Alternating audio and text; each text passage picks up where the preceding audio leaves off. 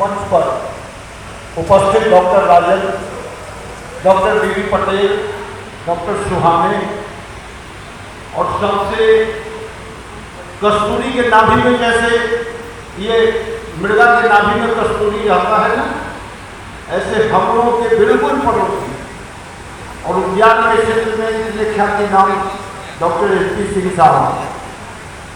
खासकर इस अवसर पर हम राज्यपाल महोदय को साधुवाद देंगे कि यह लाट साहब का कोठी कहा जाता है, लेकिन इस लाट साहब के कोठी में महामहिम ने आम के माध्यम से आम व्यक्ति को तो किया ही, किसानों को भी इतना सर्व सुलभ कराया और इस कार्यक्रम के माध्यम से आपने गागर में सागर भर दिया है महाराज कि हम दूरस्थ किसान बहुत सारे विषयों के बारे में सोच नहीं पाते थे। इस सबका एक समेकित उत्तर यहाँ को मिला है, तो हम मंच पर सारे लोगों को बहुत बहुत नमन करते हैं और धन्यवाद। मेरे मित्रों, कहा जाता था उत्तम खेती मध्यम बात, मृत्यु सेवा भी विदान, लेकिन आज की जो पीढ़ी है इसने टुकड़े टुकड़े में जो जीवन को देखना शुरू किया ना, तो इसका इमेजिनेशन में थोड़ा सा हद गया। आज की युवा से हम कहते हैं कि आप थ्योरम पढ़ते होइए, थ्योरम में फर्स्ट स्टेप क्या देते हैं? आप कहते हैं ना, मान लिया कि एपी एक सरल रेखा है। अगर इमेजिनेशन आप करेंगे कि एपी एक टेढ़ी रेखा है, तो दुनिया का कोई मैथमेटिशियन थ्योरम को साबित करते हैं। तो हमने पहले ही मान लिया है कि खेती अलाभकारी है। एक प्रश्न आया है, सामाजिक प्रतिष्ठा खेती में समाप्त हो गई है, इसमें भी हम किसानों का दोष है। हमारा एमएससी बेटा पास है, दिया क्लास में बीए हमारी बेटी है, लेकिन हम दामाद खोजते हैं तो कैसा, तो गवर्नमेंट जॉब में।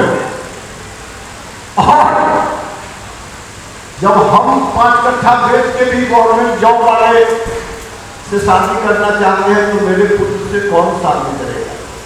ये सामाजिक सम्मानजनक नहीं रह गया है, लेकिन इसको बदलना है। You think positive, you do positive, result positive. मुझे उन्होंने से किया नहीं जलते। और हमारे जो पूर्वज थे, उन्होंने खेती का कैसा इंटीग्रेटेड व्यू रखा था।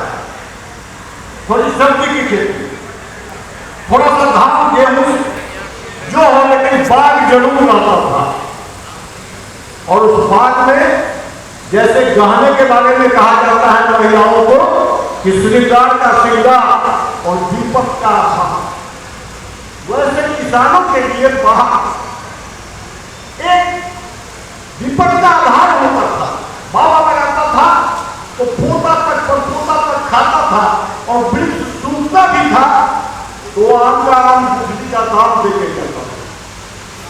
इसको अब मैं आता हूं इस विषय पर कि एक चैलेंज श्रीमान वैज्ञानिकों आपके पास भी है और किसान आपको भी इससे सामना करना है, जिसका बहुत कुछ समाधान तो यहां मिला है।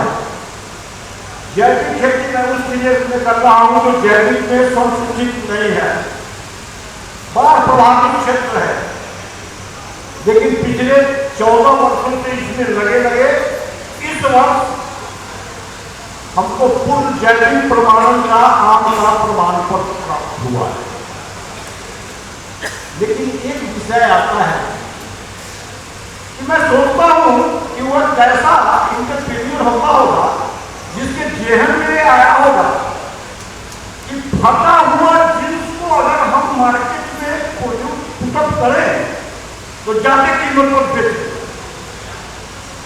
और उसका परचेजर आज का काफी पढ़ा लिखा हैंडसम मॉडल और खरीदना चाहेगा, फटा हुआ जींस ज्यादा रुपये देकर आराम से मिल जाता है।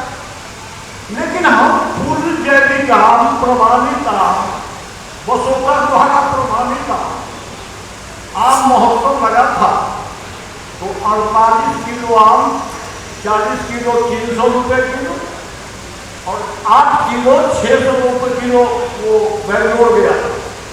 हम टुकुर देख रहे थे कि मेरा ही आम मेरे सामने 300 और 600 रुपये किलो बिक रहा है, और जाओगे गोपाल भाई तुम अपना आम 50 रुपये 60 रुपये बेचने के लिए बोलो।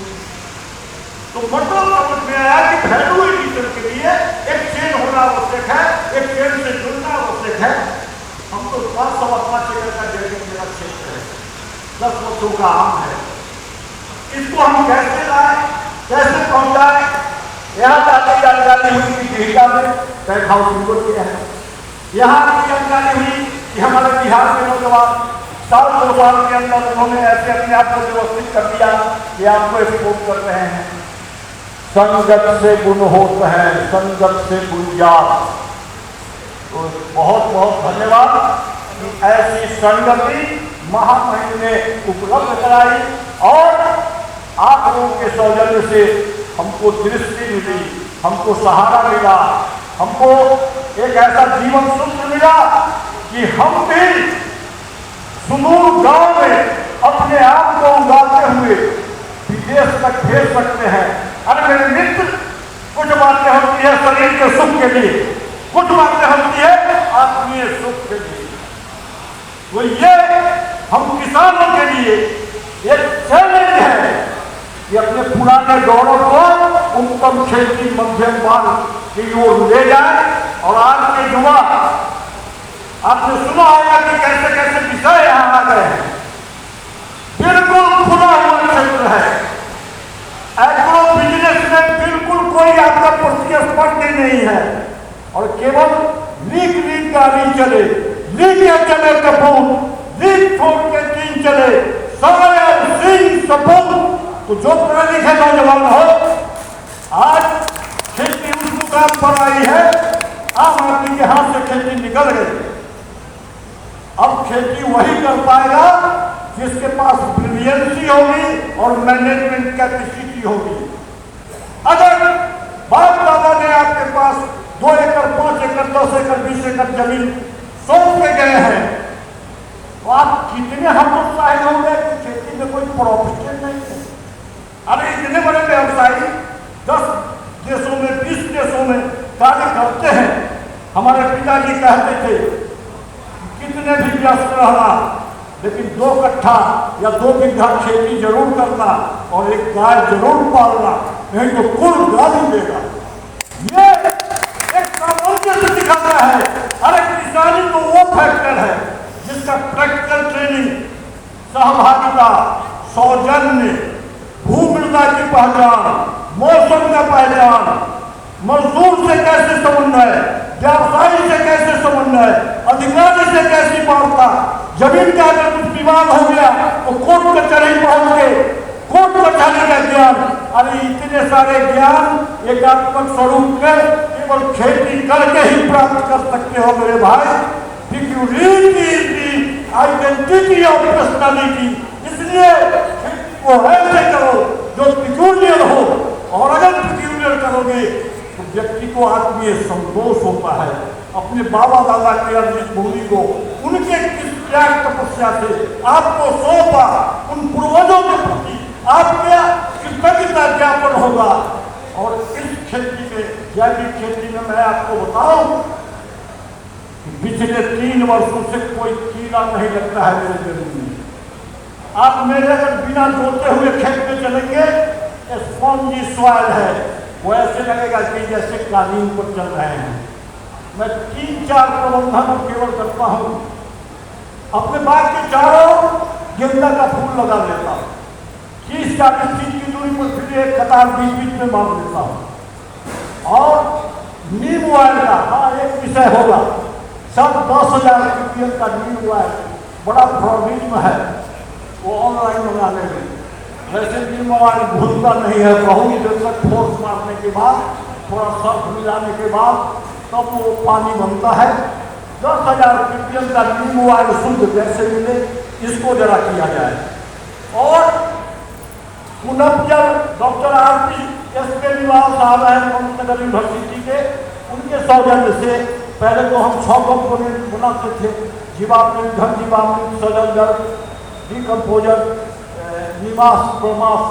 लेकिन जब से उन्होंने बताया जैविक पुनर्जन, एक उसका प्रयोग करता हूँ और दूसरा पंचगव्य का प्रयोग करता हूँ और तीसरा वही नीम वायर का प्रयोग करता हूँ, गेंदा का फूल लगा लेता हूँ, कोई कीड़ा मकोड़ा नहीं आता है, फटता भी नहीं है।